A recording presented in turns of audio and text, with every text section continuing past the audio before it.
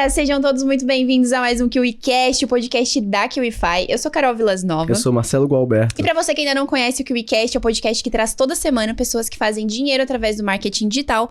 E hoje nós estamos aqui, galera, recebendo na mesa do podcast uma mulher que foi de faxineira a copywriter de 6 dígitos, gente. É isso mesmo. Ela tem 4 anos de mercado, especialista em perpétuo, já fez mais de 4 milhões de reais só com seus produtos e ensinou mais de 20 mil pessoas a fazer copy e ganhar dinheiro com isso.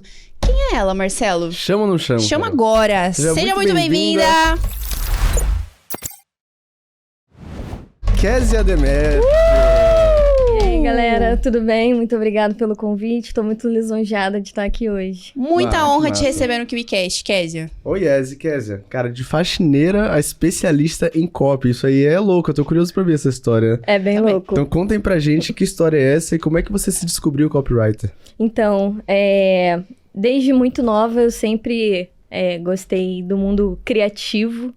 E aí, como todo bom jovem, né, a gente acaba não seguindo aquilo que a gente quer. E aí a vida acabou me jogando para outro tipo de destino. Eu tive uma oportunidade muito boa de morar fora, de ir para os Estados Unidos. Só que quando eu cheguei lá, não é aquele American Dream que todo mundo acha que é.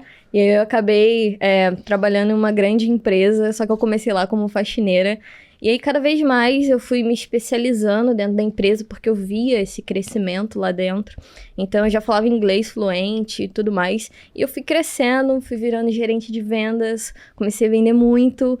E aí, eles falaram, não, cara, você é muito boa, vamos te colocar em outro lugar. Aí foi aí que eu aprendi copy, que eles me botaram em um lugar para me especializar nisso. E aí eu tomei toda a parte de marketing da empresa e fui criando ali grandes copies, grandes campanhas, né, de marketing em si. E aí foi uma trajetória, assim, muito rápida e que eu nunca imaginaria, né? Copy, eu nem gostava de escrever na escola, nem gostava de português ou nada do tipo, mas foi algo, assim, Acho que realmente... nem tinha esse nome na época que você começou a trabalhar com isso. Não, nem tinha. Antigamente era redação publicitária, né, que o pessoal chamava. Verdade. E o mercado se revolucionou muito até chegar nesse ponto de copy. Então, assim, foi uma jornada que eu gosto muito de contar para as pessoas, que é o storytelling, né? Porque é o storytelling que faz a gente ser hoje um bom profissional, que você analisa, você olha para si mesmo e fala, cara, olha de onde eu vim, olha onde eu cheguei, eu realmente tenho que passar esse valor, esse conhecimento para outras pessoas. E por falar nisso, quero entender como é que surgiu o lance de você ir pra fora e trabalhar numa grande empresa e começar como faxineira. Porque tudo aconteceu muito rápido, né? De faxineira a gerente de vendas, tipo sim, assim. Que sim, faz. foi. Os meus pais, lá pro meado de 2012, eles foram contratados para ser caseiros de uma casa no Rio de Janeiro. E aí, essa família, né, que contrataram eles e tudo mais, era uma família muito bem sucedida em Belo Horizonte. Eles viviam indo para essa casa. Então, eu meio que cresci com essa família também.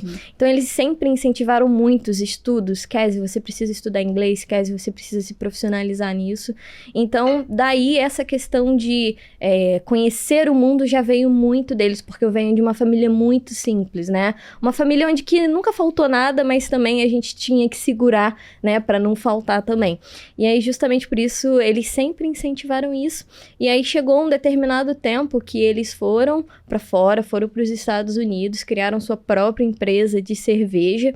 E aí, um belo dia eu recebo uma ligação, Kézia, tudo bem? Onde que você tá? O que você tá fazendo? A gente tá precisando de alguém. E aí, você topa vir pra cá pra trabalhar com a gente e tudo mais? E aí eu fui trabalhar, fui na cara e na coragem, ainda tinha 21 aninhos só. Isso lá fora? Isso aqui, né? Eu tava aqui ainda, tá, eles me ligaram e falaram, o que você tá fazendo? Vem pra cá, vem viver uma outra experiência, né?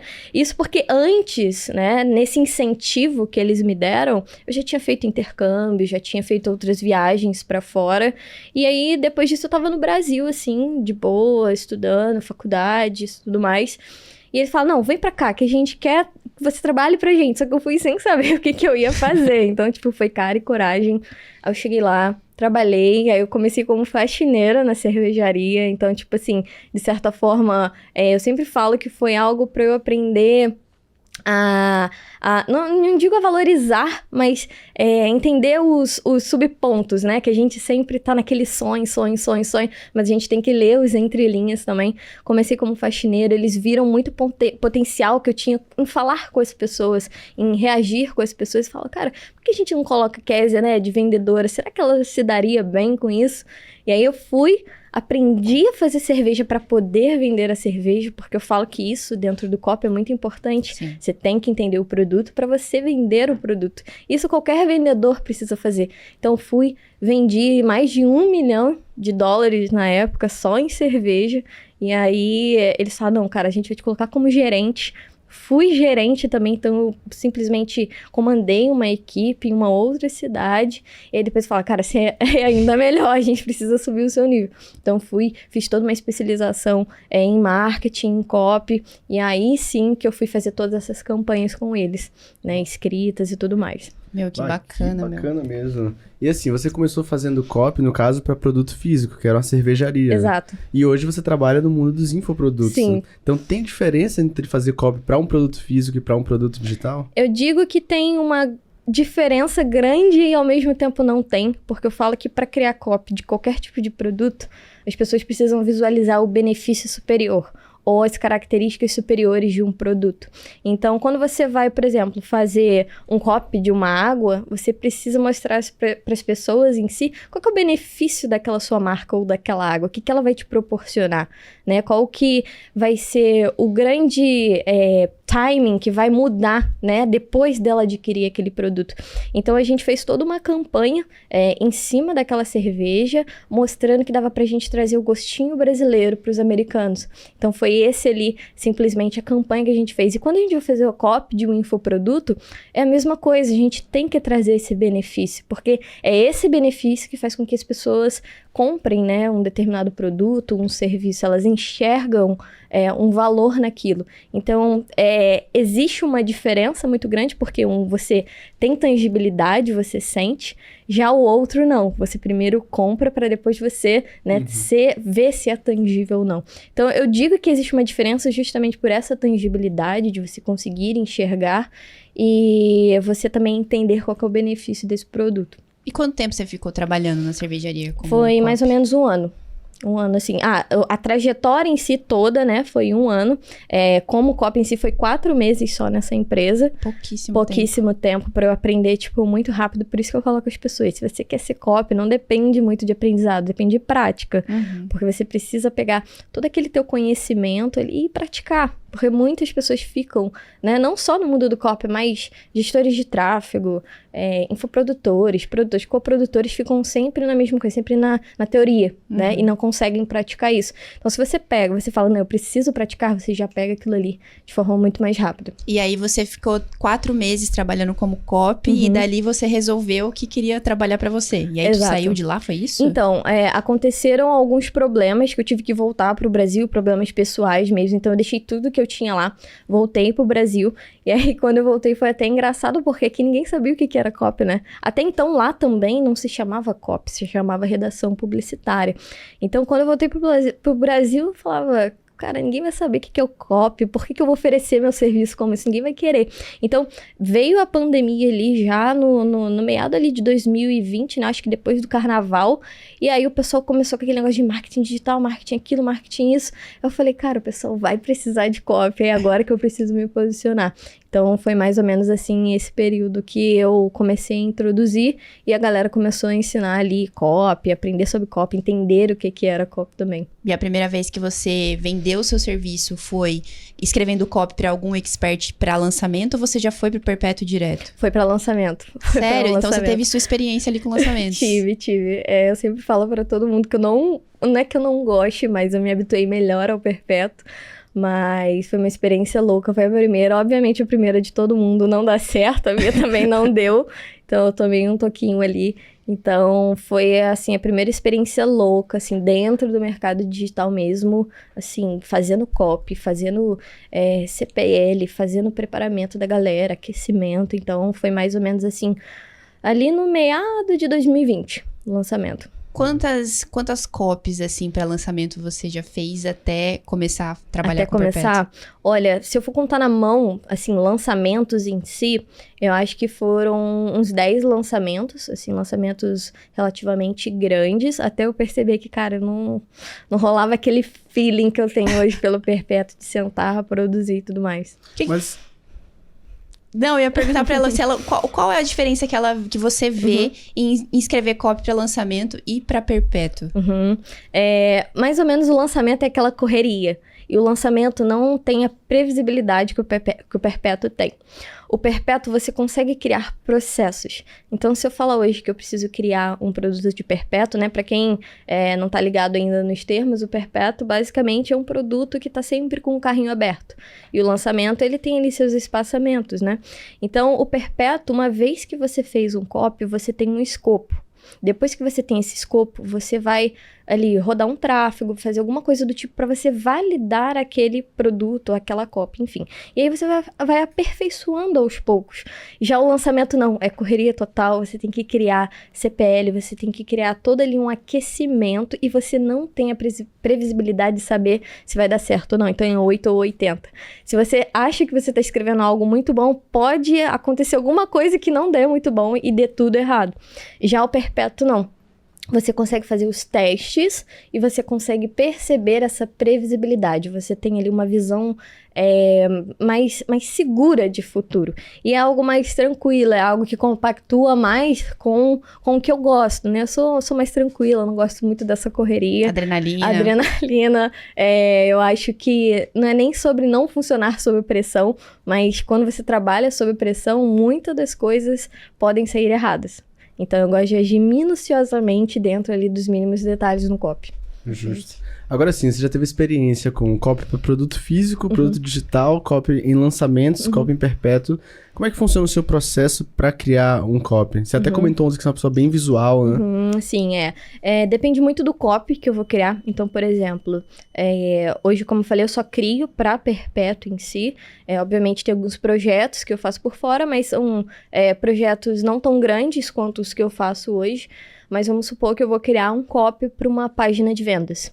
Eu separo todo esse copy em blocos. Então, eu sei que uma página de vendas, ela funciona de passos em passos. O primeiro passo, a gente tem aquele primeiro impacto visual, que é sempre uma headline, que é sempre uma sub-headline, um botão, algo do tipo. E todos esses processos para criação, né, de cada um, de anúncios, de páginas de vendas, de e-mail marketing, eu gosto muito de tirar isso que você falou, que é a questão visual. Porque as pessoas trabalham muito, né, de ver e sentir algo diferente. Então, quando você junta a escrita com isso, quando você joga alguns termos ali, as pessoas acabam se sentindo mais convencidas, né, pelo que você fez. Porque se você entrar numa página toda preta, com texto branco, é um tipo de sensação. Mas quando você entra numa página onde tem uma foto, um design bem elaborado, você tem outro tipo de sensação. E o meu processo criativo é em cima disso. Primeiro, eu gosto de visualizar. Eu penso bem o tipo de pessoa que vai entrar naquela página ou naquele anúncio, e aí depois daí eu tenho todos os meus insights para construir uma frase, uma headline ou um copy persuasivo em cima daquilo. Entendi. Massa. Mas assim, tem muitas pessoas que ouvem o que você tá falando e é difícil você falou aí, eu sou uma pessoa mais visual, então eu vou analisar, eu vou visualizar e baseado nisso eu vou receber os insights para construir. Sim. Mas para algumas pessoas isso é muito subjetivo, né? Sim, sim. Então, existe algum template por trás que você usa que facilita o seu trabalho ou é tudo da cabeça? Então, eu sempre falo que a pesquisa é o 80-20 de qualquer copy. Então, para qualquer tipo de pessoa, existe um pré-frame, né? O pré-frame é o que vem antes de você escrever. Então, eu sempre falo que é a pesquisa. A pessoa, cada tipo de pessoa, se você pesquisa sobre um determinado tópico ou você sobre um outro tópico, cada um vai ter um tipo de insight diferente, um tipo de ideia diferente.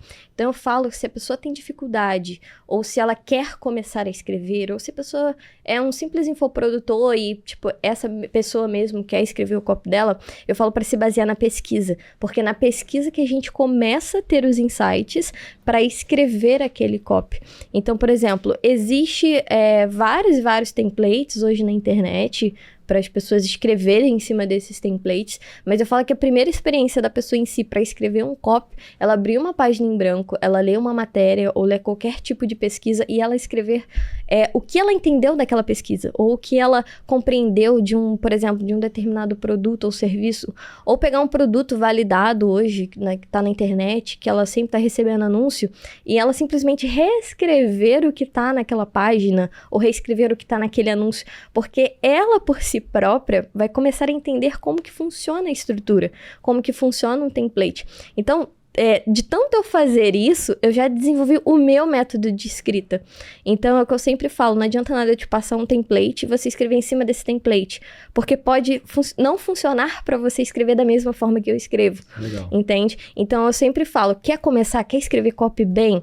Começa a fazer resumos sobre matérias que você gosta, o que você entendeu, quais são os benefícios, quais são as objeções que o público pode criar em cima desse tópico, e reescrever também outras peças que você precisa. Se você precisa reescrever um anúncio, pega um anúncio que você goste muito, reescreva em cima daquilo ali, mas com a sua visão de mundo. Ou uma página que você gostou muito, escreva a mesma coisa, só que com a sua visão. E aí você começa a desenvolver as suas próprias habilidades.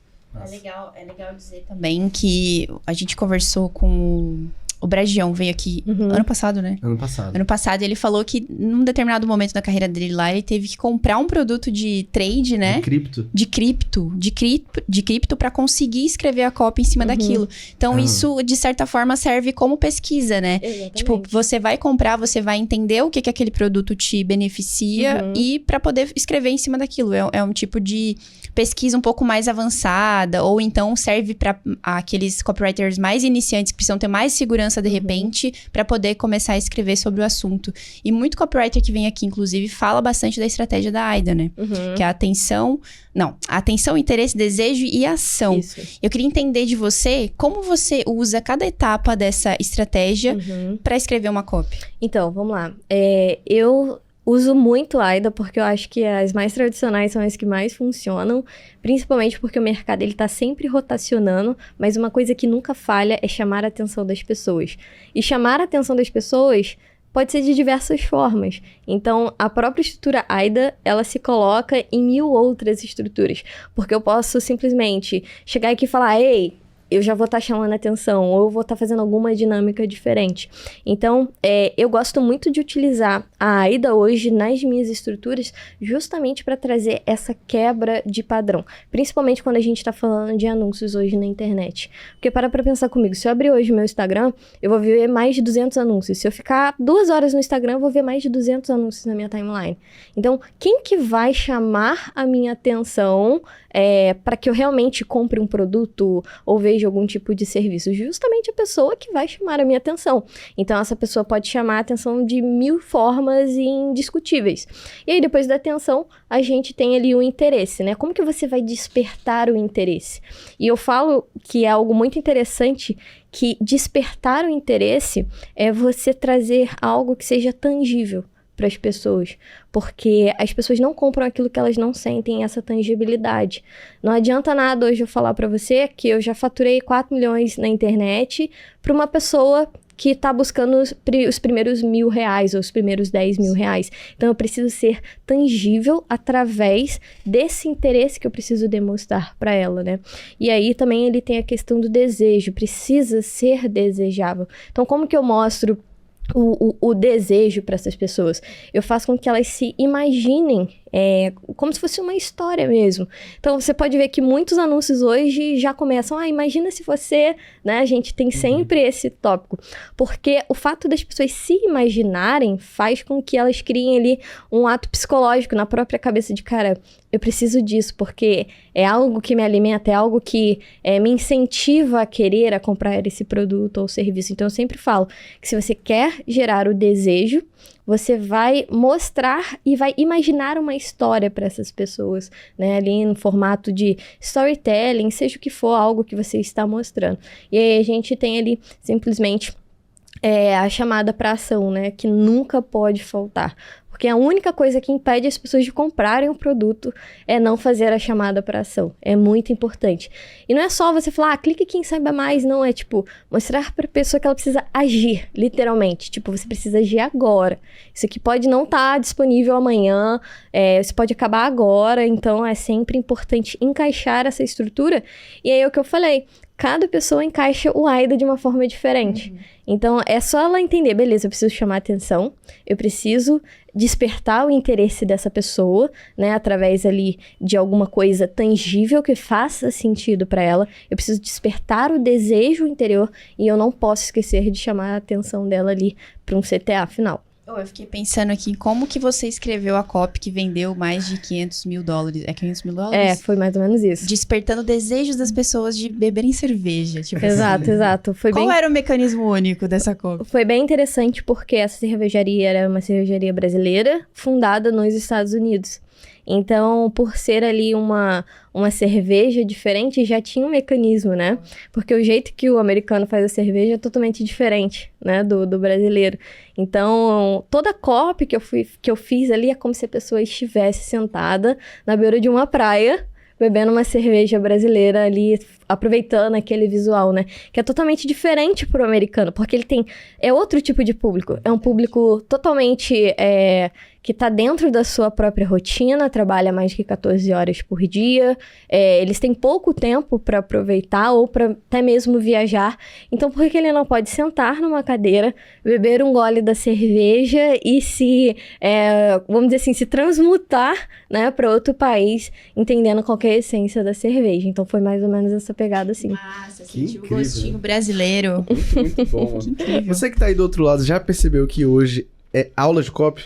Hoje é aula de copy. Então já deixa o seu like aí se você ainda não deixou. E olha, Kézia, aqui a gente também faz pesquisa, tá? A gente faz uma pesquisa boa sobre você. Pesquisa robusta. Robusta. Inclusive, teve um curso que a gente encontrou que você tem um módulo lá de participação. E nele você fala sobre a regra dos 4 U's. E a gente ficou curioso pra entender sobre, porque ninguém nunca trouxe isso aqui. Não. Né? Então explica pra gente, pra quem tá lá do outro lado da telinha, o que é essa regra dos 4 U's e como é que ela pode potencializar nossas copies. Então, eu sempre falo, é como se fosse uma regra AIDA, né? Uma estrutura também. Então, toda copy, ela precisa ter uma sensação de urgente. A gente tem o nosso primeiro U. A gente tem ali a utilidade. Ela precisa ser útil a quem está lendo. A ultra especificidade. E aí eu sempre falo também que existe uma questão muito abordada que não é só a urgência em si, mas ser... a palavra me fugiu da cabeça, que é o último 4U, porque geralmente são 3 U's, a regra dos 3 U's ou a crise dos 3 U's, mas eu implantei algo que é mais urgente ainda, então é ultra, não existe a palavra, né, mas é como se fosse tipo uma técnica minha, ultra urgencidade, para você gerar mais urgência no final daquele copy. Então, quando você gera urgência, todo mundo se você for numa loja hoje falar são as últimas peças, ou quando a gente entra, por exemplo, no Mercado Livre, né? Tem tantas peças aqui, as pessoas costumam agir porque elas querem aquele produto. Aí a gente tem a urgência. Então eu falo que é sempre importante você trazer a urgência na sua copy de forma, não digo escondida, mas de forma ali meio que encapada, sabe? Porque quando a gente fala assim numa copy que a gente utiliza em infoprodutos, é as últimas vagas, ou tá acabando, as pessoas já não tendem mais a comprar. Não gera mais esse, ai meu Deus, eu preciso comprar esse produto, não. Tem que ser algo encapado. Então, tipo assim, olha, se você não comprar hoje, pode ser a última vez que você veja, e também pode ser a última oportunidade de você, aí a gente mostra ali o desejo. Então, a pessoa já entende, cara, eu realmente preciso, porque senão eu não vou alcançar o meu desejo. Ultra específico, eu falo que é segmentar mais o nosso público. Então, se você escreve um copy muito aberto, para pensar comigo. Você tá pegando muitas pessoas, mas pessoas que não são qualificadas o suficiente para comprar o seu produto. Então, sempre que você for escrever um copy, é você ser ultra específico para quem você quer colocar ali aquele produto ou aquele serviço. E aí a gente tem a utilidade, precisa ser útil, precisa informar. Então, você vê muitos copies hoje que são copies mais focados no sensacionalismo, né? O que é o sensacionalismo? Essa questão ultra abrangente que as pessoas criam copies falando sobre milagre, coisas milagrosas que realmente a gente sabe que não acontece do dia para a noite. Então, fala que precisa ser útil, precisa informar alguma coisa que aquela pessoa vai tirar de proveito. Então, o copy, ele também ensina, ele não só vende. O copy, ele precisa ser útil, precisa também ensinar e não só vender. E aí, no final, a gente encaixa ali mais urgência para aquela pessoa comprar aquele produto, comprar aquele serviço. Pô, que massa. Você comentou aí que quando veio lá da cervejaria que você trabalhou como copy, você trabalhou 4 meses.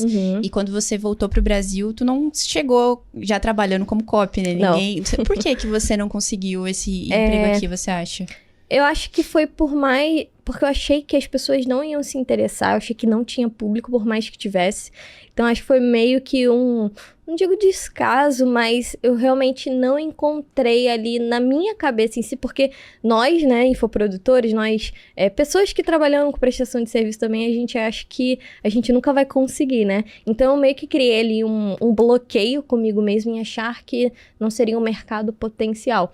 Então, eu não comecei iniciando com o copy, veio aquela onda da pandemia e eu comecei fazendo outras coisas, comecei fazendo alguns serviços para o meu irmão na época, que ele trabalhava com afiliados, e aí só depois que eu fui enxergar que, cara, realmente eu preciso trazer esse conhecimento para as pessoas. E você já tinha ali uma experiência bem específica com a cervejaria, né? Você já tinha tido resultados, trazido resultados para a empresa. Você acredita que hoje um copywriter iniciante, ele precisa ter um portfólio 100% completo de experiências para começar a oferecer seus produtos e serviços? Não precisa. Isso aí já virou uma parada, meio que um mito, assim, porque eu, por exemplo, tenho mais de 20 alunos, tenho mentorados também, que sequer nem trabalharam ou prestaram nenhum tipo de serviço, mas eram totalmente pessoas criativas, pessoas que traziam uma ideia, sabe? Porque eu falo que copy não é sobre escrever. Eu não sou boa em português. Se você ler um copy meu, você provavelmente vai achar algum errinho de português. Mas eu falo que é sobre você ter a ideia, sabe? Se você consegue ter a ideia, você consegue colocar, formular aquilo ali, você já tem um parâmetro legal. E eu falo que é bem importante também, as pessoas que estão começando, cara, envia a sua copy para sua avó, para sua mãe, para seu pai, pede eles para ler, e aí depois disso você fala, pai, mãe, o que você entendeu disso aqui? Tá claro, tá objetivo, tá simples? Porque existem 3 parâmetros de uma boa copy. Essa copy precisa ser simples, ela precisa ser fácil e ela precisa ser objetiva. Nenhum copy é bom se ele não é objetivo, se ele fica dando 1000 voltas no mesmo tópico, ou o famoso enchendo linguiça, né? Ele não vai ser ali um copy que vai vender. Ele precisa ser simples, capaz de um adolescente de 15 anos entender o que está escrito ali. E ele também precisa ser prático, para as pessoas pegarem ali o insight na hora e falar, não, é isso que eu preciso. Então, acho que é mais nessa pegada, assim. Cara, eu fiquei pensando ali do início do podcast, você falou que viu que lançamento não era a sua praia. Você teve uma experiência grande com vários experts, cerca de uns 10 lançamentos grandes, e foi pro Perpétuo. Então, indo um pouco para essa realidade de Perpétuo, é o seu método favorito de venda, mas quais são as dificuldades que você encontrou nesse modelo de venda? Bom, eu acho que a primeira dificuldade em si é porque quando a gente vai criar um copy para Perpétuo ou qualquer modelo de persuasão ou algo do tipo, a gente precisa primeiro entender que tipo de produto a gente está vendendo. Porque o lançamento em si, a gente trabalha muito em cima de uma história. A gente trabalha muito em cima de uma jornada, correto? Tem toda uma jornada, se vocês pararem para assistir um lançamento, tem CPL 1, 2 e 3. Tudo bem que agora os lançamentos estão transmutando um pouquinho, estão mudando, mas você precisa saber da jornada. Já no Perpétuo, não. Você precisa ter um método daquele produto para você conseguir vender ele. E aí, se você não tem esse método claro, você não consegue fazer um perpétuo, porque ele não vai vender. Você vai gastar teu tempo fazendo seu copy de página, você vai gastar seu tempo fazendo os anúncios, fazendo o produto e não vai vender, porque ele não vai validar. Então, eu sempre falo que é importante a gente saber esse processo, o que o produto pode oferecer. E a minha maior dificuldade lá atrás realmente foi entender isso.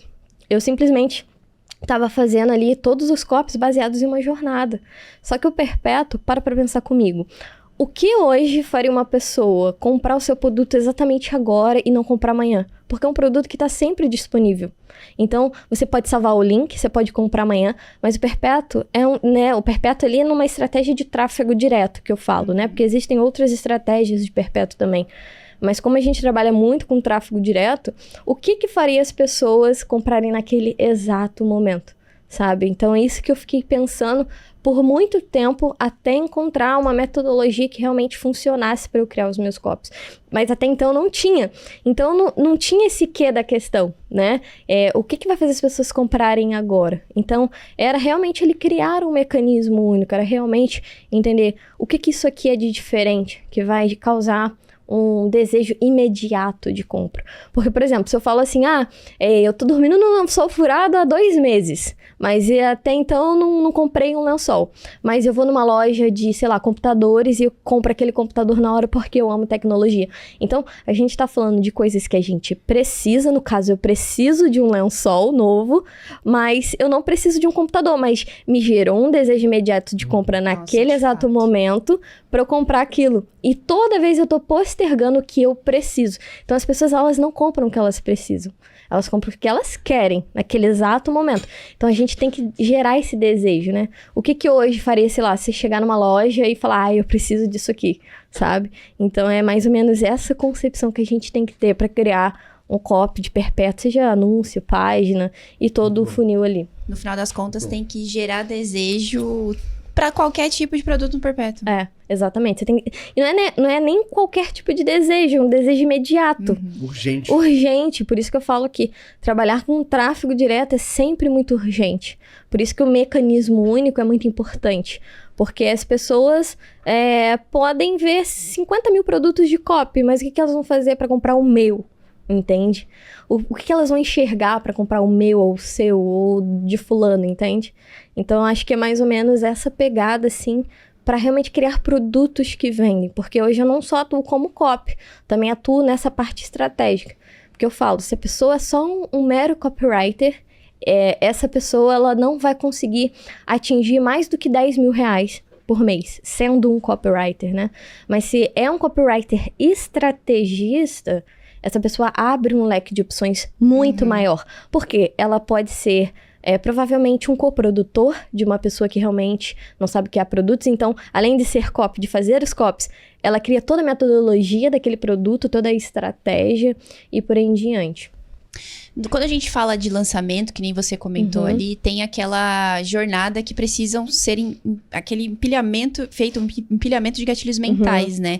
No perpétuo, existe também esse empilhamento de gatilhos mentais para gerar esse desejo urgente? Como é que funciona, né, nessa estratégia? Existe, porque é o seguinte, como eu falei, tem que gerar esse desejo imediato. Então, como que funciona em si dentro do tráfego direto, que é o que a maioria das pessoas tem feito hoje?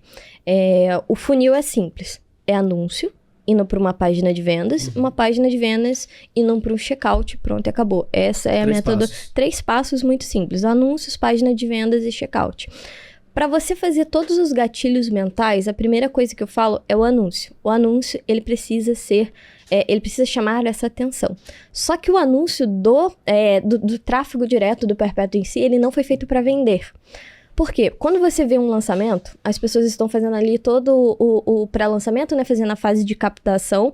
É sempre aquilo, se inscreve aqui, semana gratuita, 100% online e tudo mais.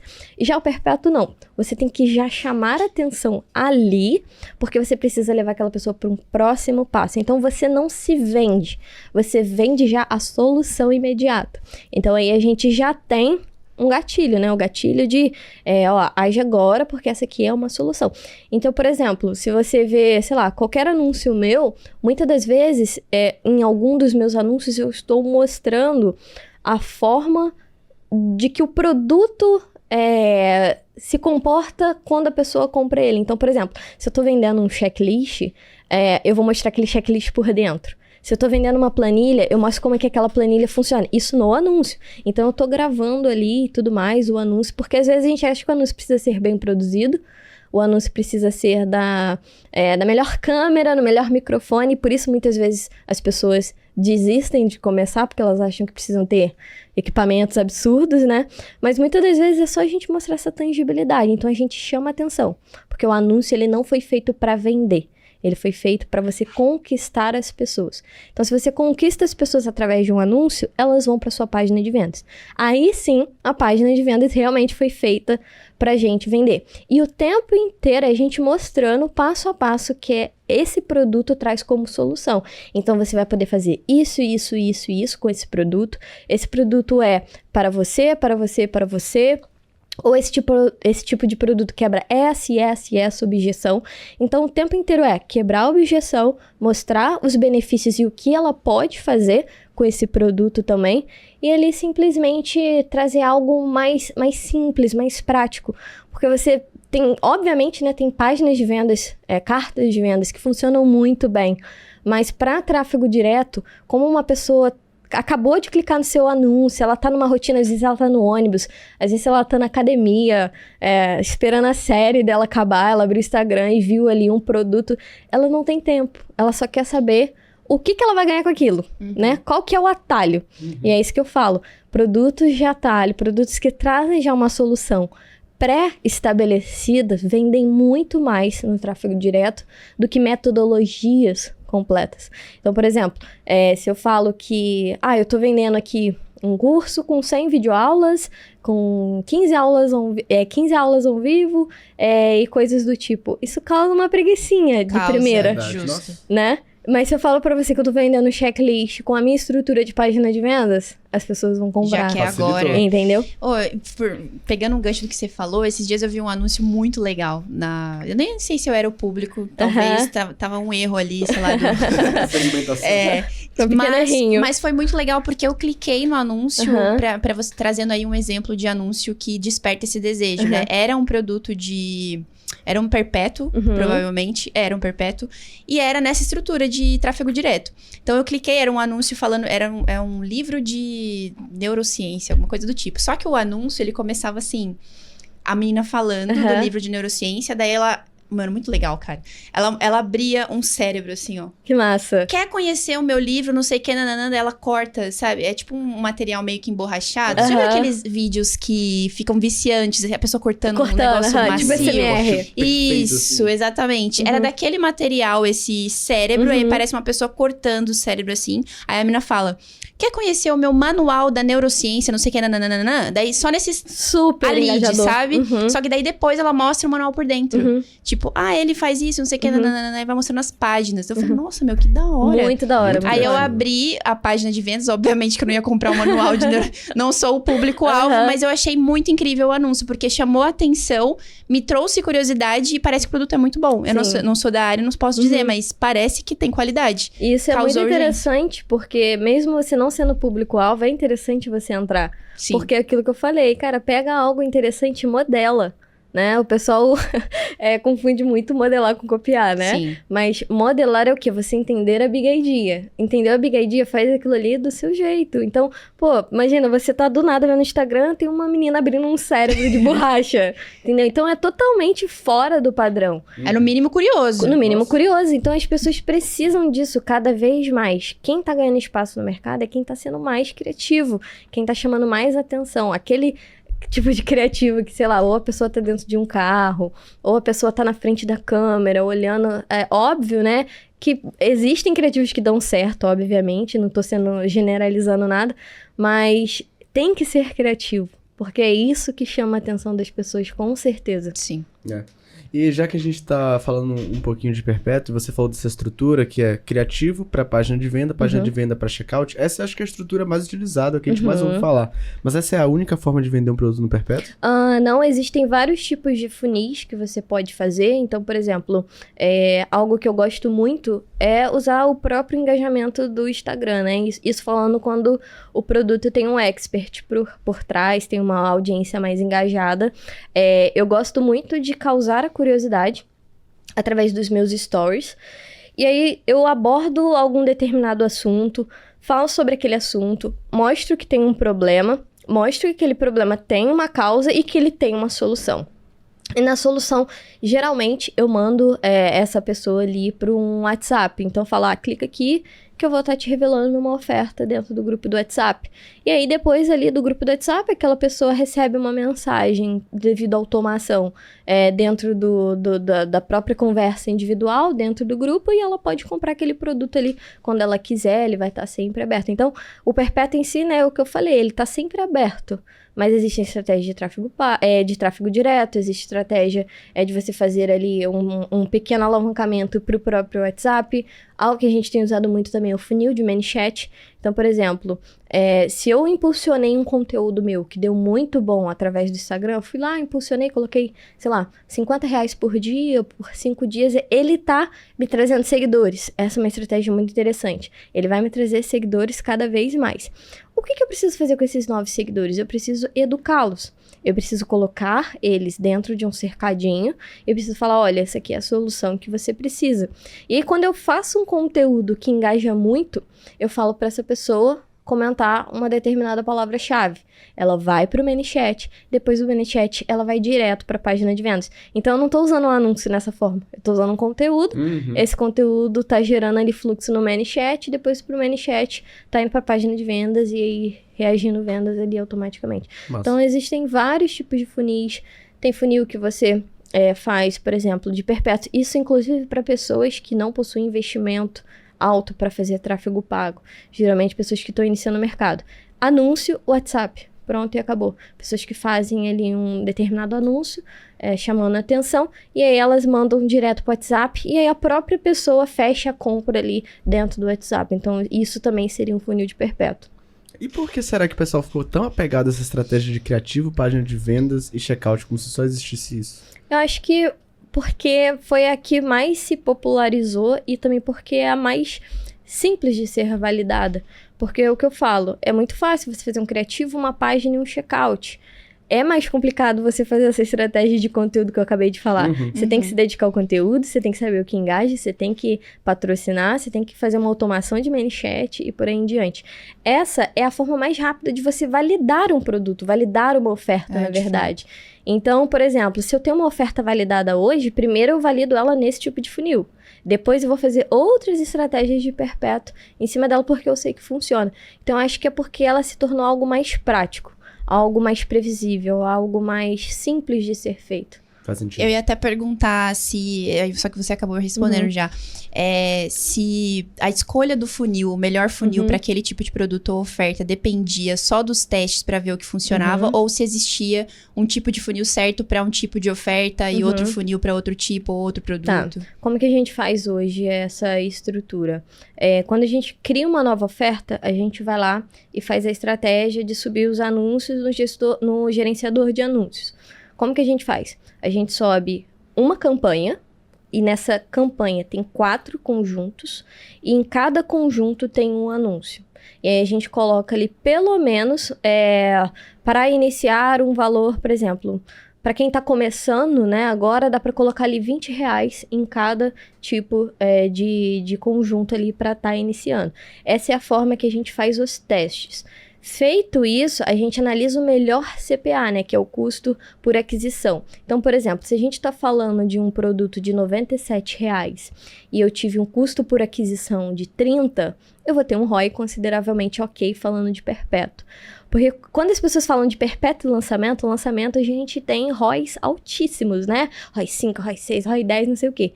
Já falando de perpétuo e ali automaticamente no tráfego direto, você consegue ter ROIs consideravelmente bons trabalhando nessa estratégia de tráfego direto. ROI 2, ROI 3, ROI 4, ROI 5. Depende muito também do criativo que você vai fazer, que você vai reter. Mas essa seria a estratégia. Uma campanha, 4 conjuntos e um anúncio em cada um desses conjuntos. A gente visualiza qual que tem o melhor custo por aquisição. Então, como eu falei, se um produto de 97 a gente teve um custo de 30, poxa, tá sobrando ali basicamente 47? 67. Não sou boa muito em matemática, só escrever. E aí a gente já percebe, beleza, eu tô tendo ali simplesmente um lucro de R$67. Então dá. Eu sempre falo para as pessoas testarem, né? Tá começando agora, cria um produto novo, testa aquele conjunto, aquela campanha até o valor do ticket.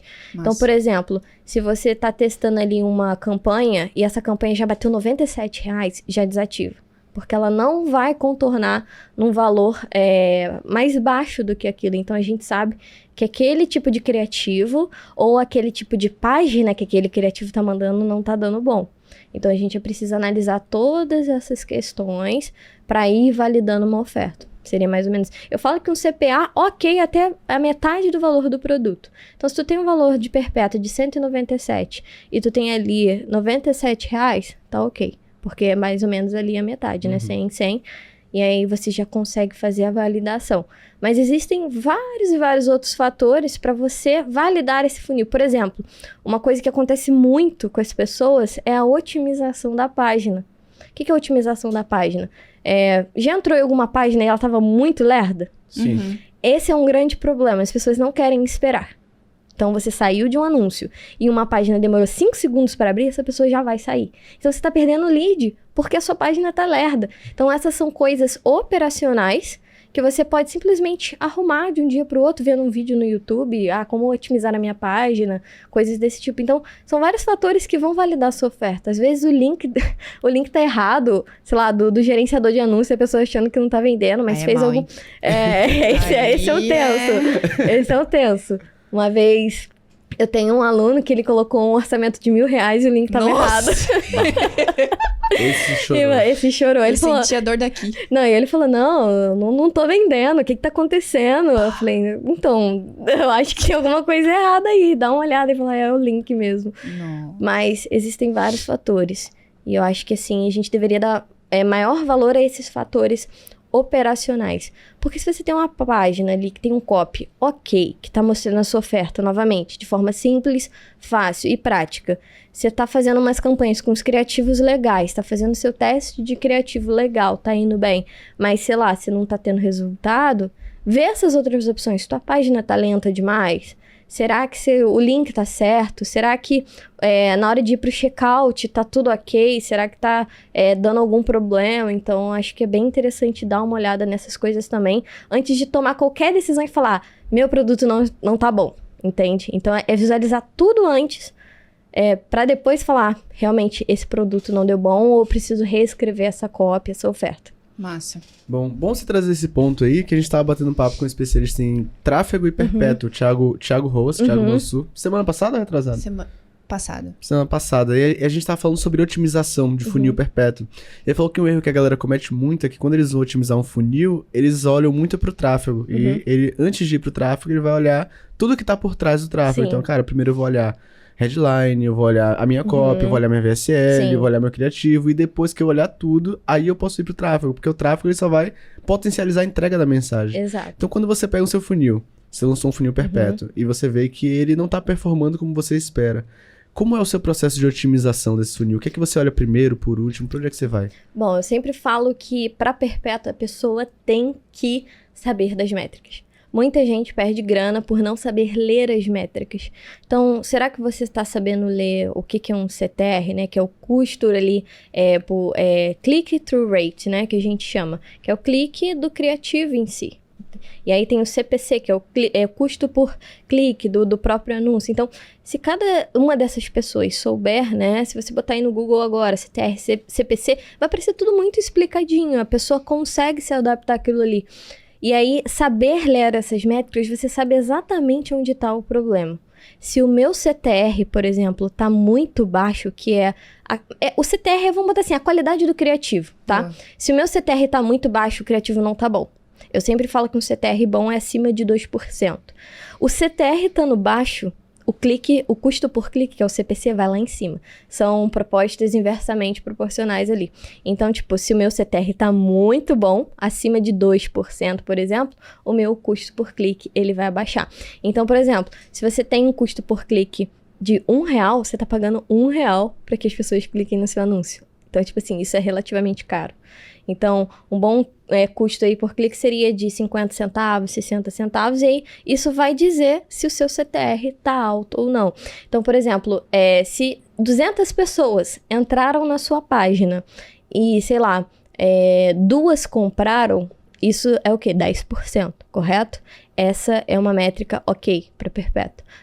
Parece, né, muito distorcido, mas é uma métrica. Acima de 10% é uma métrica ok. Mas pensa nisso, 200 cliques é pouco num dia. Se você tá fazendo uma campanha ali de R$100 por dia, você vai ter muito mais do que 200 cliques. Então, automaticamente, você vai ter uma conversão maior. Então, através dessa leitura minuciosa dessas métricas, saber quantas pessoas estão indo para a página, quantas pessoas estão indo até o checkout, tirar essas porcentagens, você consegue identificar. Então, por exemplo, esses dias eu identifiquei que uma página estava muito lenta. Por quê? Tinha 200 cliques, vou dar um exemplo aqui, 200 cliques na página e apenas, sei lá, 100 visualizações da página, são coisas diferentes. Cliques é porque a pessoa está saindo do anúncio e visualização é que ela entrou realmente na página. A página carregou 100%. Ou seja, eu tava perdendo 50% Uau. das pessoas. Tipo, só da pessoa clicar no meu anúncio e esperar a página. Então, eu sabia que ela tava lenta. Então, eu sabia que eu só precisava aumentar ali a otimização dela. Por quê? Porque de 50 pessoas que iam pra página, 5 compravam. Então, eu tinha 10%. Entende? Então, eu sei que não é a oferta que tá ruim. Porque eu sei que a métrica boa é de 5 a 10% de conversão de uma página de tráfego direto. Então, eu sabia que eu não precisava mudar a headline. Eu só sabia que eu precisava mudar a otimização. Mas se eu tenho 200 pessoas na minha página e nenhuma comprou, alguma coisa tá errado na oferta do produto. Então, a primeira coisa que eu testo, headline e sub-headline. Porque é a primeira impressão que a pessoa tem da tua página. Porque promessa e oferta são coisas diferentes. Mas você consegue colocar uma oferta dentro de uma headline, uma promessa dentro de uma headline. As pessoas confundem, né? A minha headline... Quer dizer, a minha promessa é a minha headline. Né? A pessoa sempre fala a mesma coisa do produto dela. É como se fosse sempre a mesma headline. Mas isso pode também. Você pode infusionar ali a tua oferta dentro de uma headline sem problema algum. Então, você vai fazendo esses pequenos ajustes, mudando a headline, mudando o vídeo, se tem VSL.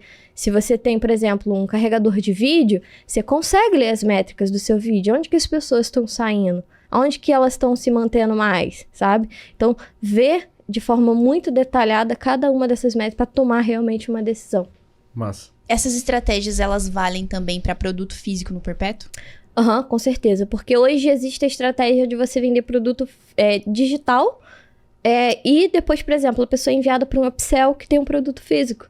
Isso acontece muito com os produtos de emagrecimento. Então, por exemplo, às vezes a pessoa impulsiona um método, sei lá, um protocolo de emagrecimento, uma receita, ou um passo a passo, um treino, e aí ela te manda para um upsell que, tipo assim, beleza, é um encapsulado, onde você vai ter mais autonomia no seu treino, coisas desse tipo. Então, tudo ele funciona de forma muito similar um com o outro. É o que eu falei no início, é mostrar esse benefício superior, independente se é tangível ou se é digital. Massa. Top. Outro ponto que você aborda bastante, e até a gente bateu um papo breve sobre isso ontem na Limousine, foi sobre as inteligências artificiais. E eu vejo que o mercado de copy, acho que é o mais impactado com isso. Porque ao mesmo tempo que potencializa muito, tem muito copy sofrendo com isso, né? Alguns ficam com aquele receio de, será que eu vou ser substituído pela máquina? Então, utilizando a sua expertise em copy e também em inteligência artificial, você acha que vai chegar um momento que as IAs vão substituir o trabalho do homem na copy? Eu acho que não, porque, como eu falei, né, anteriormente eu já fiz um técnico em Deep Learning. O que é Deep Learning? Pra galera de casa entender. É mais ou menos uma estratégia que entende mais a fundo como que funciona as inteligências artificiais. Então, vamos pensar da seguinte maneira, fazer uma analogia. Nós temos neurônios, correto? Então, esses nossos neurônios são as nossas redes neurais. E aí, Deep Learning, né, é rede neural em inglês, basicamente. Então, a inteligência artificial, ela possui essas redes neurais. Então, por exemplo, se eu falo para você que você precisa aprender uma equação matemática, você precisa de ou alguém para te ensinar, ou você precisa parar para entender algum método ou alguma coisa do tipo. A mesma coisa a inteligência artificial. Ela precisa ou ter alguém que a alimente, ou ter alguém que vai alimentar o banco de dados dela. Entende? Então, a todos os copywriters, ou até mesmo as outras inteligências artificiais, por exemplo, esse dia saiu uma da Adobe, que a pessoa coloca lá um prompt e ele cria uma imagem, assim, do zero, é tipo Midjourney, assim. E aí, as pessoas, elas precisam entender que depende exclusivamente delas para fazer. Tanto que tem muitos copywriters se beneficiando justamente porque estão usando a inteligência artificial ao seu favor. Porque, tipo assim, a gente sabe que tempo é dinheiro e todo mundo tá ciente disso. Quanto mais rápido você é, mais dinheiro você ganha. Então, eu tenho até um mentorado que ele participou de todos os meus projetos de inteligência artificial, ensinei ele todo o passo a passo. E o cara falou, cara, é muito mais fácil eu criar isso aqui do que eu tirar tudo da minha mente. Então, aquele processo de pesquisa, ele já começa ali usando uma inteligência artificial. Então, a inteligência artificial em si, ela precisa de você para estruturar qualquer tipo de coisa. Ela não vai ser capaz de criar um lançamento ou uma copy sozinha de 6, 7, 8 dígitos. Obviamente, quando fizer isso, a gente fica meio preocupado, mas até então isso não vai acontecer.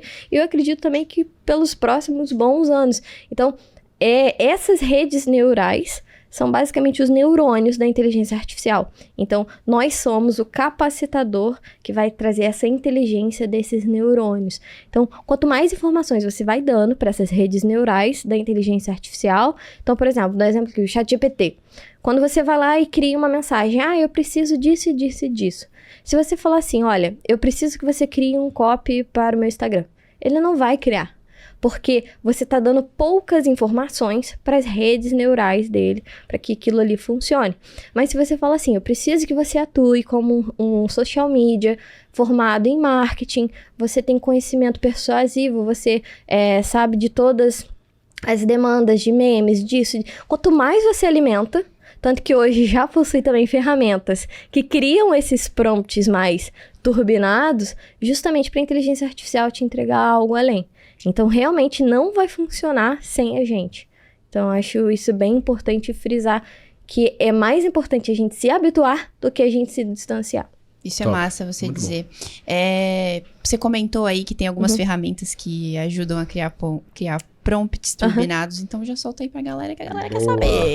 Precisa ver aqui, que é da gringa. Isso é uma boa, porque eu acho que tem, como o Marcelo falou, isso é uma preocupação de alguns copywriters. E aí, esses dias eu tava vendo um podcast do João Campos lá, que eu assisto também, e muitos comentários assim, ensina a usar o ChatGPT, alguma coisa sobre ChatGPT, copywriter, ChatGPT. Na sua opinião, assim, de que forma, além de saber criar bons prompts, assim, que você pode trazer pra gente, que seja mais tangível pra galera de casa entender, qual é a forma certa de usar o ChatGPT, principalmente no que se trata de escrever uma copy? Tá. Como eu falei, né? Eu criei um mecanismo único que eu chamo de avatar utópico. O que é o avatar utópico? É justamente você criar uma personalidade para o ChatGPT. É você fazer ele entender que ele precisa agir como tal. Então, quando você dá essas características para ele, quando você fala, olha, você precisa agir dessa forma, desse jeito, usando essas características, ele vai fazer como tal, porque ele é um robô. Ele é um robô. Mas quando você faz isso, você está afunilando cada vez mais as informações. Então, pensa numa ferramenta que tem mais de 3 trilhões ou quadrilhões de informações e você só pede para ele te dar uma informação sem você afunilar. Ele vai trazer muitas coisas que não são úteis. Então, além disso, para a gente escrever um bom copy, saber criar esse bom prompt, saber criar esse avatar utópico, essa personalidade ideal. Então, se eu estou escrevendo um copy de página de vendas, eu vou criar um avatar utópico especialista em copy para página de vendas. Eu não vou criar, sei lá, um redator para copy de anúncios. Eu preciso sempre afunilar. Olha, eu preciso que você atue como um copywriter especialista em página de vendas, que cria blocos, que cria headlines com alta persuasão. Eu preciso dar cada vez mais essas informações. Além disso, ao decorrer desse texto, eu preciso saber as estruturas de copy. E aí que entra essa parte mais técnica. Então, por exemplo, se eu quero escrever um bom anúncio usando o ChatGPT, eu preciso passar para ele quais são as estruturas que estão mais funcionando naquele momento. Então, por exemplo, eu que gosto de utilizar muito o AIDA, eu falo, olha, eu preciso que você atue como tal, e depois eu preciso que você escreva um anúncio usando a estrutura AIDA de copywriting. Você tem que fazer o quê? Chamar atenção, você tem que despertar o interesse. Então, quanto mais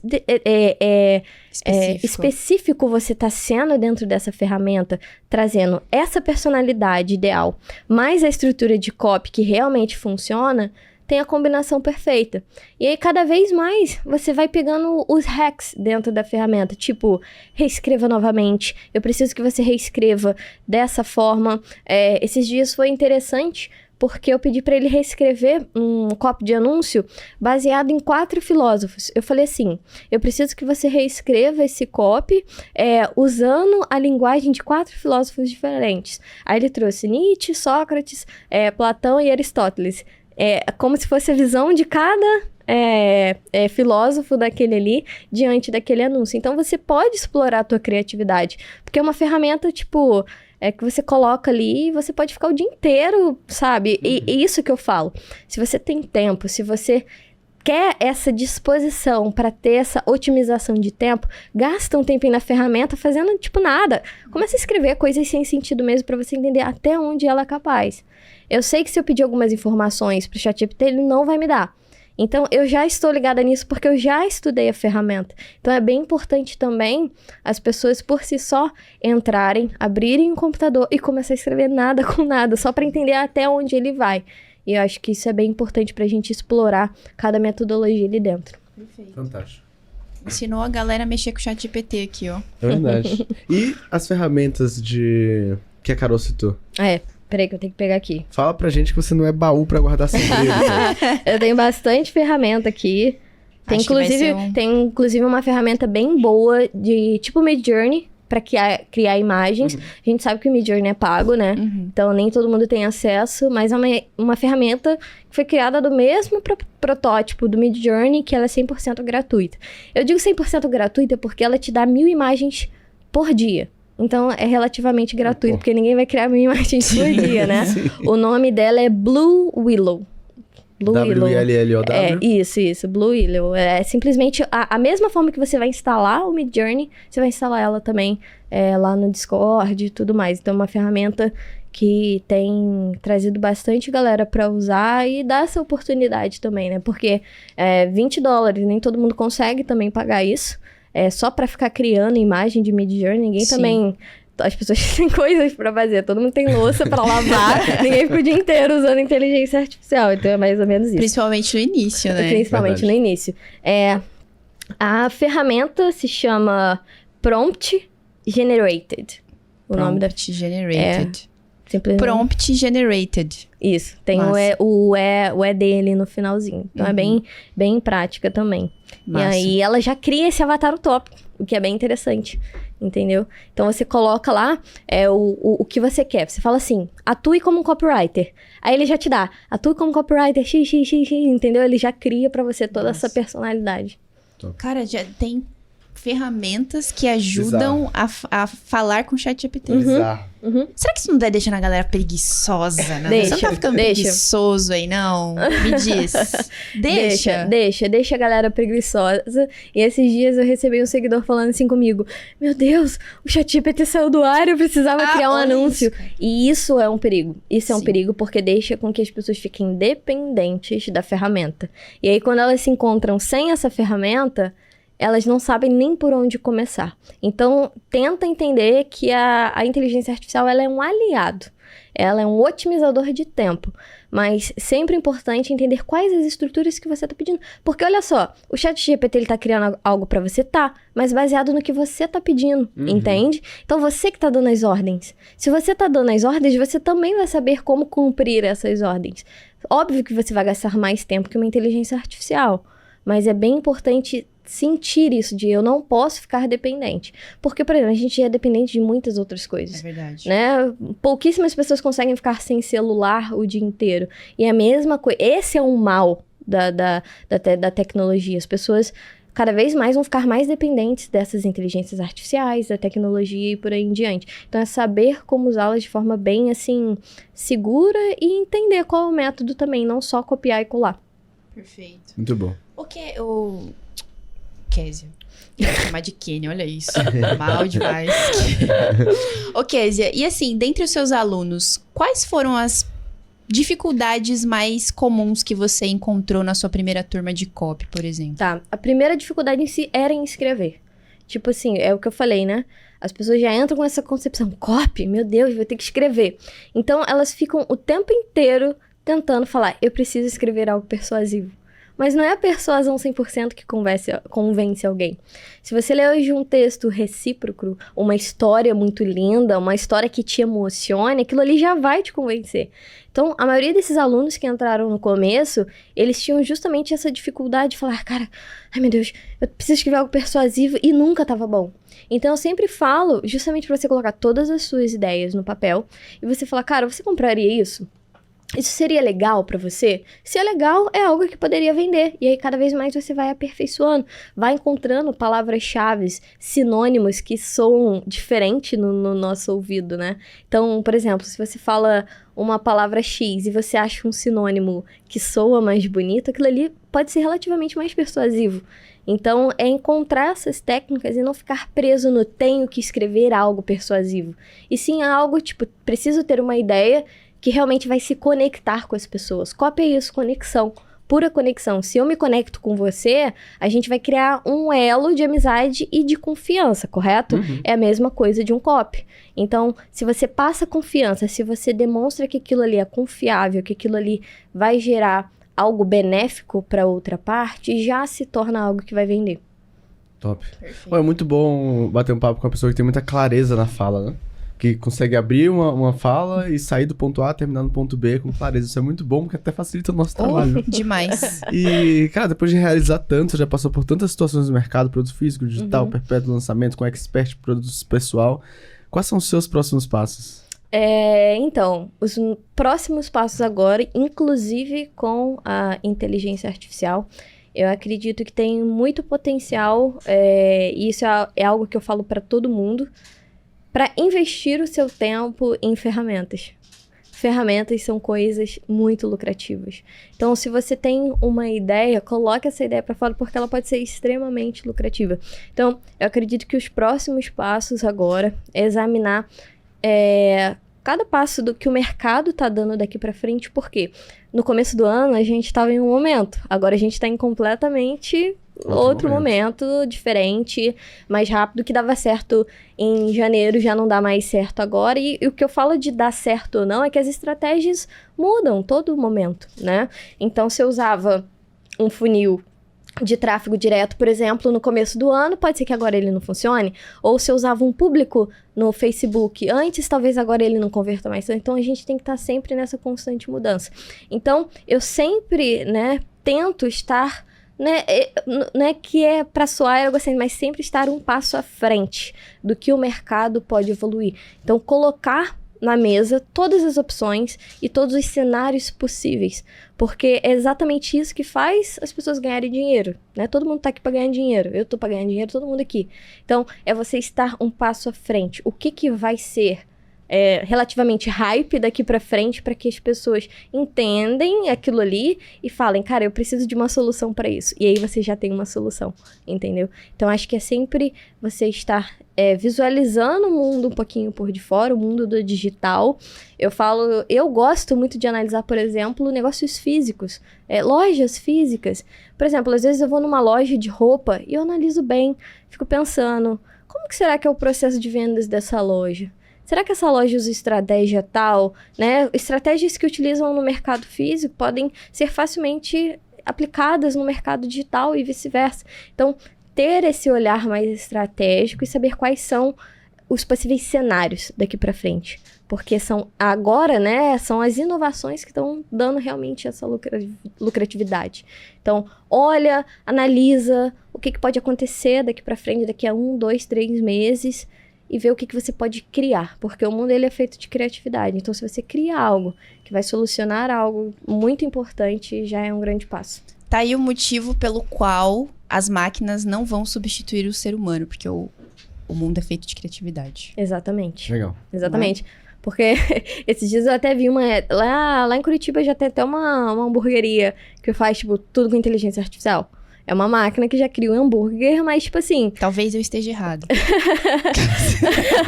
Mas, tipo assim, as pessoas estavam se queixando porque o hambúrguer vinha todo torto, o hambúrguer vinha com processos errados, pedia sem queijo, vinha com queijo, vinha ketchup, entendeu? O prompt estava errado. O prompt estava relativamente errado, passar aquela ferramenta para eles. Mas é sempre importante a gente analisar essas questões também. As máquinas precisam da gente. E, obviamente, também a gente se torna relativamente dependente, né, dessas máquinas para fazer outras coisas também. Eu não vejo problema algum na evolução. A evolução faz parte. Sei lá, há bilhões de anos atrás, o que fazia lá, cavar lá a fazenda para fazer a plantação? Era o cavalo puxando lá o arado e fazer. Hoje já tem máquinas que fazem isso. Já tem drones que fazem a pulverização. Antes as pessoas tinham que passar de avião ou tinham que fazer manualmente. Então, são coisas que vêm também pro bem. Então, é sempre analisar isso e analisar o mercado de uma forma mais ampla e não tão fechada. Tipo, se você é uma pessoa que trabalha, sei lá, se você é um personal trainer, não foca só em olhar pro teu público. Vê o que as pessoas estão fazendo por volta, né? Porque talvez um único insight pode colocar muito dinheiro no teu bolso. Perfeito. Muito bom. Olha só, esse daqui um daqueles bate-papos que a gente ama. Oi, e o pessoal sabe. O pessoal sabe. Aprendi muito mais de copy hoje. Muito obrigada pela toda a sua entrega aqui. Mas ainda temos caixinhas de perguntas pra Bora você. lá. Caixinhas. Vamos começar aqui? Posso começar? Manda, Carol. Pergunta do Juan Salles. Uhum. Qual é a forma... acho que... Tá, vou fazer. Vou fazer manda. pergunta, Juanzinho. Qual é a forma correta de criar prompts de comando no ChatGPT? Exatamente isso. Passo 1. Crie um avatar utópico, uma personalidade. Vai lá, cria uma personalidade boa. E no final dessa personalidade, eu sempre indico para as pessoas falarem assim: confirme se você entendeu essa tarefa e aguarde meu próximo comando. Porque o ChatGPT ele é meio entrão, sabe? Então, por exemplo, se você fala assim, atue como copywriter, experiência, você já atuou, sei lá, como copywriter na New York Times. Eu gosto de fazer prompts assim, porque aí o ChatGPT entende a proporção da conversa que eu vou ter com ele, sabe? Eu invento mesmo e é isso. Tipo, uma conversa ali mó nada a ver.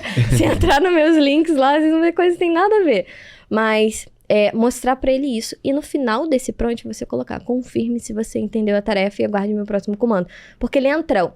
Se você pediu pra ele atuar como tal, ele vai te dar 1000 outras informações. Ele simplesmente vai responder: entendi a sua tarefa e aguarde seu próximo comando. E aí você vai falar: olha, eu quero criar um anúncio para público tal, para mercado tal. Dá o máximo de informações e sempre fale: confirme e aguarde meu próximo comando. É verdade, esses dias eu tava trocando uma ideia com ele, e aí eu não fiz, isso aí foi uma boa dica de confirmar o próximo comando. Ele entrando assim, eu falo: você não leu o que eu escrevi? Bem grossa. Bem grossa. Aí ele: me desculpe, realmente. Ai, gente. Muito louco isso. É muito louco, né? Ele pede até desculpa quando ele vê que ele foi entrão. É muito inteligente. Olha, pergunta do Júpiter 12. Sobre fluidez de copy. Júpiter de planeta? Ou Júpiter? I don't know, você me diz. Então tá. Sobre fluidez de copy. Como você faz para captar a atenção do cliente e manter ele engajado até o fim? Até o fim, beleza. Entra naquela questão de ser simples, prático e objetivo. Qualquer copy que você tiver ali enrolando, enchendo linguiça, a pessoa já fala: ai, já cansei. Então, tenta o máximo possível. Quando você for fazer um copy, você vai revisar ele e vai falar: beleza, isso aqui tá simples? Isso aqui tá sendo prático? Eu tô sendo objetiva, né? Realmente, como meu objetivo, se eu quero vender, eu preciso deixar claro que o meu objetivo é vender, né? Tá sendo simples? Eu sempre penso nisso quando eu tô escrevendo. Será que um adolescente de 15 anos entenderia o que eu tô escrevendo aqui? Será que tá complexo? Porque ele entenderia. Se ele entendeu, beleza, qualquer pessoa vai entender.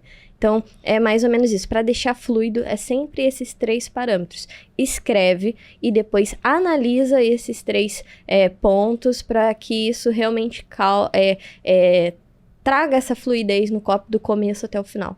Boa. Pergunta do @junior.p. Qual a melhor forma de ter ideias para um bom storytelling? Tá, como ter ideias? Eu falo que para você ter ideias de um bom storytelling, principalmente quando a gente está falando como nós, experts, eu gosto muito de investigar a história da pessoa em si. O storytelling, ele pode ser desde uma história inventada até uma história real. Mas a história real, é o que eu te falei, ela se conecta com as pessoas do outro lado. Então, por exemplo, eu que vim de uma família simples, se eu contar minha história aqui desde o começo, vai todo mundo chorar, entendeu? Então, isso pode ser com que algo que as pessoas do outro lado se conectem comigo. Então, as ideias em si, elas vêm através dessa linha do tempo. Então, eu daria a dica de que, beleza, quer ter ideia para criar um bom storytelling? Faz uma linha do tempo de tudo que essa pessoa já passou, ou provavelmente ele é algo mais fictício, né? Se for algo sem expert, ou alguma coisa assim. E aí você vai analisar cada pontinho dessa linha do tempo. E aí cada pontinho desse vai gerar uma ideia diferente. Uma ideia que pode se conectar com as pessoas do outro lado. Então, eu acho que, no final das contas, é sempre sobre conexão e não sobre ter uma ideia criativa. Boa. Porque a ideia não existe ideia nova. Existem, por exemplo, se você teve uma ideia e eu tive uma ideia, a Carol pode cruzar as nossas 2 ideias e ter uma outra ideia. Mas não é uma nova ideia, entende? Uhum. Só foi o cruzamento de 2 outras ideias. Então, ninguém tem uma ideia nova. Provavelmente alguém já teve aquela ideia anteriormente. Então, eu acho que é sempre focar nesse lance da conexão. Uma junção de repertórios, né? Isso, uma junção de repertórios. Nossa. Boa. Pergunta do @renda_extra23. Esse cara aqui foi criativo. Bem É difícil. Olha como tá. Renda tá rend4_3xtr4. 23. Esse é pra ninguém copiar o arroba esse aí é dele. original. Vamos ver a pergunta, se tá tão criativa quanto o arroba. Vamos lá. Ele mandou assim: nesse mar de informações, como saber o que presta ou não? Boa Interessante. Boa pergunta. Eu acho que justamente pra gente encontrar o que presta ou não, é saber a essência e o propósito dos produtos que estão sendo vendidos pra gente. Então, existem produtos que a gente sabe que pode ser que não preste pra gente, sabe? E produtos que a gente enxerga uma essência. Então, eu gosto de criar produtos que têm uma essência. Então, eu sei que as pessoas que vão entrar ali, elas vão enxergar que aquilo ali presta. Não relativamente a palavra seria presta ou não, né? Mas que funciona. Uhum. Eu acho que é isso que ele quis dizer, Sim. né? Se funciona ou não.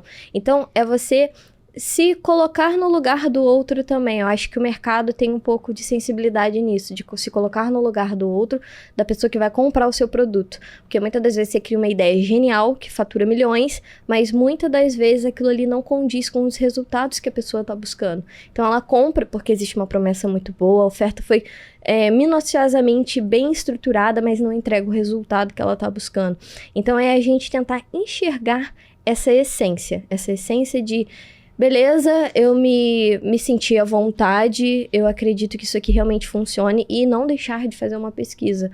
Se você acha, se você tem dúvida, né? E quando eu falo dúvida, não é objeção, né? Objeção é tipo assim, tá caro, objeção, será que isso é pra mim? Objeção, sei lá, eu não tenho tempo. Isso são objeções, mas questão de prestar de se aquilo ali realmente funciona. Faz uma pesquisa no Google, vê o que as pessoas estão falando sobre aquilo.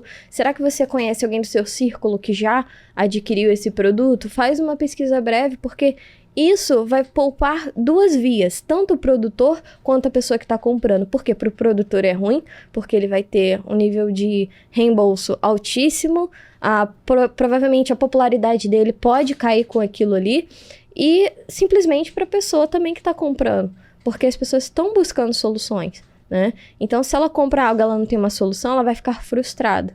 Então, pensa comigo, outra pessoa que estiver vendendo algo bom vai ter que criar algo muito melhor para suprir aquela frustração daquela pessoa anterior. Então, fazer uma pesquisa bem, perguntar, saber como que aquele produto está se portando diante do mercado. Boa. Massa. Pergunta do @John Souza. Onde buscar criatividade para fazer uma boa copy? Esse aí Senta e medita. Faz o que funciona. É complicado, porque, tipo, é uma pergunta muito subjetiva, né? Uhum. Da onde tirar criatividade. Então, por exemplo, eu não tiro criatividade do nada. Eu simplesmente faço a pesquisa mesmo. Por exemplo, se eu tenho que escrever uma copy de um produto mais detalhado, eu vou comprar todos os produtos do mercado daquele nicho, para eu saber exatamente como que esses produtos estão dentro do mercado. E aí, justamente, eu encontro parâmetros que eu gostaria de encontrar, só que eu não achei. Então, por exemplo, se tem um produto que eu curti pra caramba, vi o produto por dentro, vi o que ele entrega, mas eu falei, cara, podia ter algo mais interessante aqui. E aí que a criatividade surge. Podia ter isso, podia ter, sei lá, uma experiência diferente. Então, acho que a criatividade vem mais dessa questão da pesquisa mesmo e de fazer coisas que a pessoa gosta. Eu gosto de tirar muita criatividade, tipo, muito dos storytellings que eu faço hoje dentro das minhas redes sociais, vem de filmes, séries que eu assisto. Se você for ver os meus stories, sei lá, 2 anos atrás, eu gostava de usar... Não tem o fundo do Instagram, quando você vai fazer um story, você tira uma foto e você escreve em cima. Eu gostava de usar o fundo com temas de filmes, porque esses temas, eles se conectavam com a narrativa que eu tinha. Então, isso me trazia ideias. Então, se você assiste filmes, séries, ou se você gosta de, por exemplo, notícias, né, atuais, eu sempre falo que a criatividade vem muito disso também, do momento atual que a gente está vivendo, pode trazer bastante criatividade para ele construir um copy. Massa. Legal. O que eu tenho aprendido com a galera criativa da KiwiFi, a galera do time de conteúdo, por exemplo, os filmmakers, os editores, é que criatividade vem de repertório.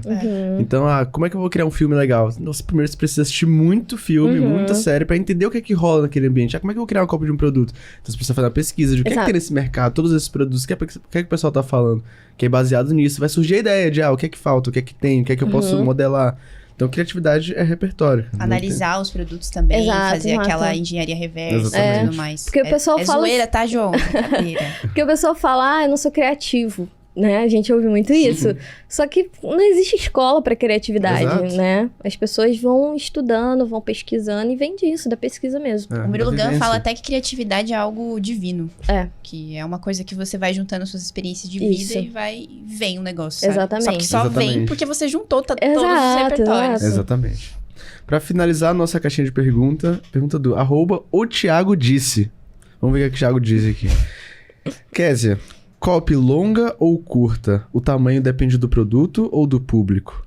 Depende, eu acho que mais do produto. Quanto mais caro o produto, depende do ticket, né? Obviamente. Se você está vendendo um produto de R$1.000, você precisa falar mais sobre ele. Dependendo se você for fazer um produto de R$19,90. Então, um produto de R$19,90 pode usar uma copy curta. Porque para que você vai fazer um copy longo para um produto de R$19,90, né? Aí entra aquele fator que eu falei. Tem que ser simples, fácil e objetivo. Então, se tu tá escrevendo demais, se tu tá enchendo linguiça demais para um produto de R$19,90, a pessoa vai sair, não vai comprar, e por isso que dá errado. Então, se você vai vender um produto de R$1.000, você precisa dizer o que é aquele produto, o que ele vai oferecer, prova social e por aí em diante. Então, acho que depende muito do ticket que você tá fazendo. Então, eu diria que produtos de até R$297, a gente consegue usar uma página de vendas, por exemplo, com um copy curto relativamente, sabe? Um copy dizendo para quem o que é, como funciona. Já um produto ali acima de 597 e produtos mais acima disso vão precisar de uma VSL, vão precisar de um vídeo de vendas mais longo e por aí em diante. Então, acho que depende muito dessa questão do ticket do produto e da complexidade do produto que você está vendendo. Legal. Perfeito. Cara, o que você achou desse bate-papo? Muito bom, muito bom. Eu adorei. Você gostou? Que bom. Eu amei. Superou as minhas expectativas também. Acho que aprendi cada mais com você de copy. A gente aprende todos os dias aqui com todos os especialistas que vêm. É muito legal quando a gente traz alguém que tem a comunicação clara e objetiva, assim, sabe? Faz consegue começar o raciocínio e terminar. Sim. E isso é muito legal. Eu sempre digo que existem bons marqueteiros, mas que muitas das vezes bons marqueteiros não conseguem expor tanto o seu conhecimento. Exato. E acho que é didática, né? Uhum. Didática é algo muito importante. Então, fazer analogias, você explicar algo na língua do povão mesmo, faz com que as pessoas gostem do seu conteúdo. Então, É isso. agradeço muito. Cara, mas pra finalizar aqui nosso bate-papo, que tá incrível, a gente costuma fazer uma pergunta mais reflexiva Aham. pros nossos convidados. Então, assim, qual mensagem você gostaria de ter ouvido quando começou no mundo digital, que hoje, depois de toda a sua bagagem e experiência, você pode transmitir pra quem tá começando e assistindo a gente dali do outro lado da tela? Essa é a hora que a gente senta e medita. Olha, algo que foi muito importante pra mim é não se comparar ao outro. Porque às vezes a gente se compara ao outro, fulaninho de tal tá faturando 10 milhões e, tipo assim, eu aqui, que tenho todo o potencial do mundo, não tô faturando nem 10. Então, acho que isso é muito importante pra você não se comparar e fazer o teu corre. É basicamente esse. Faz o teu corre, faz o que você tem de fazer, vai errar, vai, mas não se compara a quem você tá olhando no Instagram. Porque isso afeta muito a vida, principalmente das pessoas que querem se destacar no mercado de infoprodutos, sabe? Porque as pessoas acabam se comparando e aí ficam, eu não consigo fazer isso desse jeito, aí acaba copiando, aí não dá certo. Então, acho que seria mais ou menos isso, não se compare e, tipo, coloca a tua essência pra jogo que vai dar bom.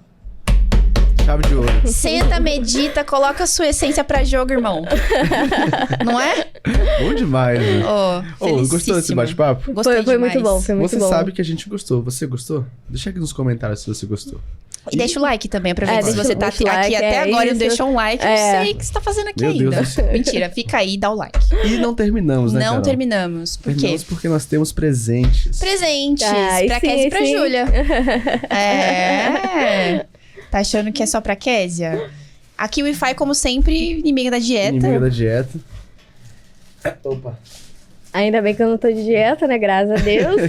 Caraca, que massa, cara. Você tá meio ruiva nessa foto. Gente, ainda, não? opa, Tá perto do microfone. Muito obrigada. Amei. Tamo Vocês são junto. sensacionais. Esse presente é pra agradecer sua presença. Obrigado por ter vindo aqui, por bater esse papo, por não guardar nenhum segredo e compartilhar suas Com estratégias certeza, com a com galera. certeza. Tenho certeza que a galera ficou super impactada. E pra galera que ficou aqui com a gente, acompanhou você, te conheceu através do podcast, quer continuar lá te acompanhando, deixa suas redes sociais. Bom, meu arroba lá é Kézia Demétrio, com Q e com Z, beleza? É Kézia, não é Quênia, tá? É Kézia Demétrio. Então, hoje é essa rede social que eu utilizo, assim, maior. E então, compartilho bastante coisa lá de copy, de inteligência artificial. Sou muito... A mesma forma que eu tive aqui é a que eu tô lá, falando Massa. de forma muito didática, de forma muito simples. Então, vai ser um prazer ter você lá. Vai aparecer aí Legal. na tela o arroba Bom. da Kézia. Isso. E pra quem ficou até o final, Marcelão, o que eles precisam fazer depois de um podcast incrivelmente didático igual esse aqui? Muito. Pra você que ficou com a gente até o final, já deixa o like se você não deixou, se inscreve no canal se não tá inscrito e ativa o sininho pra receber a notificação sempre que sair mais KiwiCast, até porque agora a gente tá publicando mais no nosso canal. E por fim, deixa aqui nos comentários o que é que você aprendeu com a Kézia Demétrio. E eu te vejo em algum lugar. Conta pra eles um dia, Carol. Onde? No próximo KiwiCast, né? É um compromisso. Eu te vejo lá. Valeu.